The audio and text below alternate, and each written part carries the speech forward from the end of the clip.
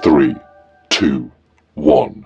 Hi friends, तो आज हम बात करने वाले हैं जेई और नीट की प्रिपरेशन 8th 9th और 10th से कैसे स्टार्ट करें। क्या 8th 9th और 10th से हम जेई की प्रिपरेशन स्टार्ट कर सकते हैं? तो मेरा आंसर है यस। अगर जेई और नीट की प्रिपरेशन स्टार्ट करने की स्ट्रेटेजी के पहले हम समझते हैं जेई और नीट होता क्या है। जेई का फुल फॉर्म होता है ज्वाइंट एंट्रेंस एग्जाम, नीट का फुल फॉर्म होता है national eligibility cum entrance test. आप जो कर रहे हो उसका आपको मतलब पता होना चाहिए। आप 22 लाख बच्चे अप्रोक्स नीट का एग्जाम देते हैं। मैंने जहाँ तक देखा है ना, 14-15 लाख बच्चों को तो नीट का फुल फॉर्म तक नहीं पता होता है। अब थोड़ा सा और डिटेल में जानते हैं जेई और नीट से क्या होता है। अब समझते हैं जेई का एग्जाम लोग बाग क्यों देते हैं। जेई का एग्जाम लोग बाग देते हैं इंजीनियर बनने के लिए, नीट का एग्जाम दिया जाता है डॉक्टर बनने के लिए। इन दोनों एग्जाम को कंडक्ट कराता है एनटीए, इसके जेई मेंस लेवल का। उतना डीप आपको जाने की जरूरत नहीं है। डायरेक्ट हम टॉपिक पे आते हैं, प्रिपरेशन कैसे स्टार्ट करें। तो let's start without any delay. मेरा पहला पॉइंट है बेसिक्स क्लियर करो। बेसिक्स क्लियर करना बहुत इंपॉर्टेंट है। अगर आपके बेसिक्स क्लियर रहेंगे इन क्लासेस से तो आपकी फाउंडेशन स्ट्रांग होगी। फाउंडेशन स्ट्रांग होगी, आपको जेई नीट में बहुत हेल्प होगी। आप मेरी बात मानिए, क्लास 8 में अगर आप हैं, आपके पास चैप्टर होंगे square square and square root, cube and cube roots, exponential.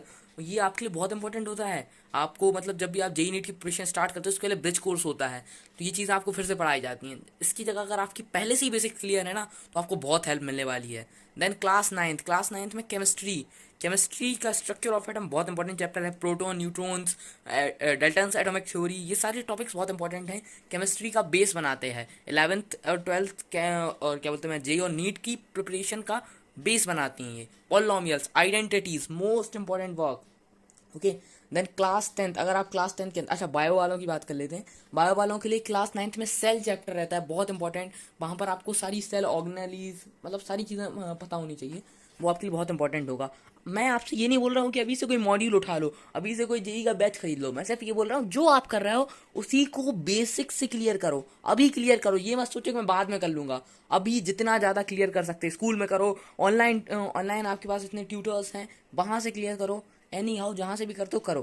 Class 10th में लॉस ऑफ मोशन, 9th में भी रहता है ये टॉपिक मेरे according, vehicles you plus eighty. इसके ऊपर ना बेसिक के बच्चों को ये समझ में नहीं आता यू क्या होता है, एक्सेलरेशन क्या होता है।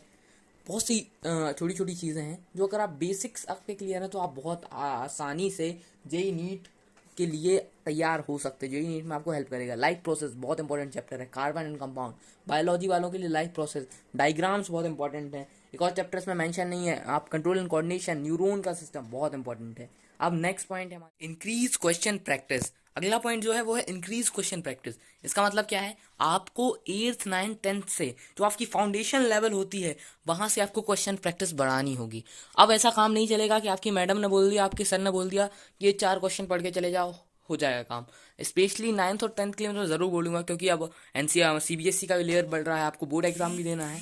तो इसीलिए क्या आप क्वेश्चन प्रैक्टिस बढ़ाइए। और 8th क्लास के लिए स्पेशली आप पूरी एनसीईआरटी कम से कम सॉल्व करिए। बच्चे एनसीईआरटी सॉल्व नहीं कर पाते, 3-4 क्वेश्चन बस उन्होंने कॉपी में सीडब्ल्यू में नोट डाउन कर लिए, उन्हीं को रट लिया। ये नहीं होना चाहिए। और एनसीईआरटी के बाहर निकलना होगा। अगर आप 9th और 10th में हैं, आपको मॉड्यूल्स आते हैं या फिर R D Sharma, R S Agarwal ऐसे बुक्स आते हैं, कॉम्पिटेंसी बेस्ड क्वेश्चंस की बुक आती हैं, उन पे आप ज़रूर फोकस करिए। एनसीईआरटी बेसिक रिक्वायरमेंट है, उसको कंप्लीट करना इज मस्ट नेसेसरी। ओके। और लेकिन उसके बाहर भी जाइए, ये चीज़ आपको बहुत हेल्प करेगी जेई और नीट में, क्योंकि वहाँ आपको कुछ लिमिटेड क्वेश्चन नहीं है, वहाँ पर अनलिमिटेड क्वेश्चंस आपको प्रैक्टिस करने होंगे। तो ये चीज़ आपको एंड टू एंड वहाँ पर रिजल्ट देगी। नेक्स्ट पॉइंट है इम्प्रूव लॉन्ग कैलकुलेशन। बच्चे छोटी क्लास में ऐसा करने लगते हैं, कैलकुलेशन से डरने लगते हैं। कोई भी अगर कैलकुलेशन 1-1.5 पेज की जा रही है, उसी में कोई भी लॉन्ग लॉन्ग प्रूफ रहते हैं, क्लास 10th में प्रूफ है बीपीटी का, लोग बाग उसी में डर जाते हैं, उसी को रटने लगते हैं। आप लॉन्ग कैलकुलेशन से डरिए मत। आप क्या करिए, बार बार करिए। एक बार नहीं होता है, आप सॉल्यूशन देखिए, दूसरी बार फिर खुद से ट्राई करिए बिना देखे। जब तक नहीं होता है फिर से अपने हाथ को दर्द दीजिए, इतनी बार ट्राई करिए। और ये सारी चीज़ ना एंड टू एंड आपको फ़ायदा देंगी जेई नीट में। वहाँ पर बच्चे क्या है, छोटी सी चीज़ पर डिफरेंस आ जाए, लॉन्ग कैलकुलेशन से बच्चे डर जाते हैं, साथ ही साथ कैलकुलेशन मिस्टेक कर देते हैं, -2 +2 कर देते हैं, आपका मार्क्स चला जाता है। तो ये अगर आपकी बेसिक रिक्वायरमेंट आपकी बढ़िया होगी ना, तो आपको रिजल्ट ज़रूर मिलेगा। तब तक के लिए थैंक यू।